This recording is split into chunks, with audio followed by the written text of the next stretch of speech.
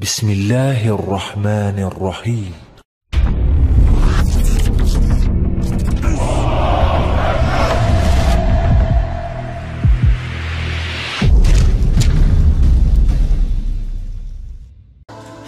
Assalamualaikum warahmatullahi wabarakatuh. Alhamdulillahilladzi manna alaina bil iman wal islam wa akhrajana bihima min dhulumati syirki wal awham. Asyhadu an la ilaha illallah wahdahu la syarika lahu syahadatan addakharaha 'indal khitam wa asyhadu anna sayyidana wa maulana wa habibana sayyidul anam, amma ba'd.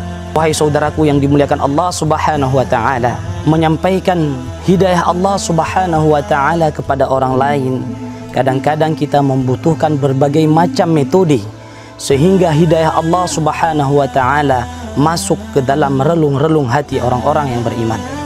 Maka kadang-kadang orang ketika menyampaikan hidayah Allah Subhanahu wa taala, kadang dia memiliki metode ceramah. Kadang-kadang orang menyampaikan hidayah Allah Subhanahu wa taala dengan metode sedekah. Kadang-kadang orang ketika menyampaikan hidayah Allah itu menggunakan metode senyum, sehingga dengan senyum pun hidayah Allah Subhanahu wa taala akan mengalir di dalam hati orang yang beriman. Maka kadang-kadang kita juga perlu menggunakan metode olahraga untuk menyampaikan hidayah Allah Subhanahu wa taala. Dan ini dipraktekkan oleh baginda Rasulullah sallallahu alaihi wasallam dalam menyampaikan dakwah Allah Subhanahu wa taala. Salah satunya ialah olahraga gulat. Maka olahraga ini di masa Rasulullah sallallahu alaihi wasallam termasuk salah satu olahraga yang populer di khalayak orang-orang Quraisy ketika itu. Di antara orang-orang Quraisy yang memiliki postur badan yang besar lagi kuat ialah bernama Rukanah bin Abdul Aziz bin Hisham bin Abdul Muttalib al-Muttalibi. Beliau adalah seorang penggulat yang tidak pernah dikalahkan oleh seorang pun. Bahkan badan beliau tidak pernah menyentuh tanah ketika berduel dengan orang lain. Namun Rasulullah sallallahu alaihi wasallam tidak ada halangan dan rintangan dalam menyampaikan dakwah Allah Subhanahu wa taala kepada orang yang hobi di dalam melakukan olahraga gulat. Suatu hari Rasulullah sallallahu alaihi wasallam ketika bertemu dengan Rukanah, beliau mengatakan kepada Rukanah, "Wahai Rukanah, apakah engkau tidak ingin bertakwa kepada Allah Subhanahu wa taala dan menerima seluruh dakwahku?" Maka Rukanah pun menjawab, "Wahai Muhammad, apabila di dalam dakwahmu memiliki kebenaran, maka tentu aku akan menerima dakwahmu." Maka Rasulullah sallallahu alaihi wasallam pun mengatakan kepada Rukanah, "Wahai Rukanah, aku akan memberikan kebenaran itu kepadamu. Aku ingin berduel denganmu dan engkau akan mendapatkanku menang selama aku bertanding denganmu." Maka Rukanah pun berduel dengan baginda Rasulullah sallallahu alaihi wasallam. Ronde pertama Rasulullah sallallahu alaihi wasallam ketika berduel dengan Rukanah, Rukanah pun tersungkur ke tanah, badannya menempel dengan tanah dan dia pun terjatuh. Maka Rukanah yang dianya merasa gengsi, dianya yang tidak pernah merasakan kekalahan ketika bertanding dengan orang lain, namun dengan Rasulullah sallallahu alaihi wasallam dia kalah, maka dia mengajak baginda Rasul, "Wahai Muhammad, aku ingin berduel denganmu yang kedua kali."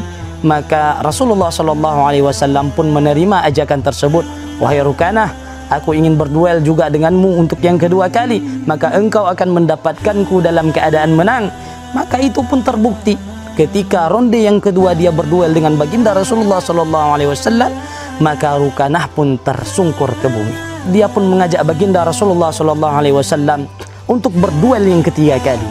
Rasulullah sallallahu alaihi wasallam juga menerima ajakan Rukanah, maka yang dikalahkan juga Rukanah, sehingga Rukanah mengatakan kepada baginda Rasulullah sallallahu alaihi wasallam, "Wahai Muhammad, pada hari ini aku mendapatkan sesuatu yang sangat luar biasa dan aku bersaksi engkau adalah Muhammad utusan Allah Subhanahu wa taala."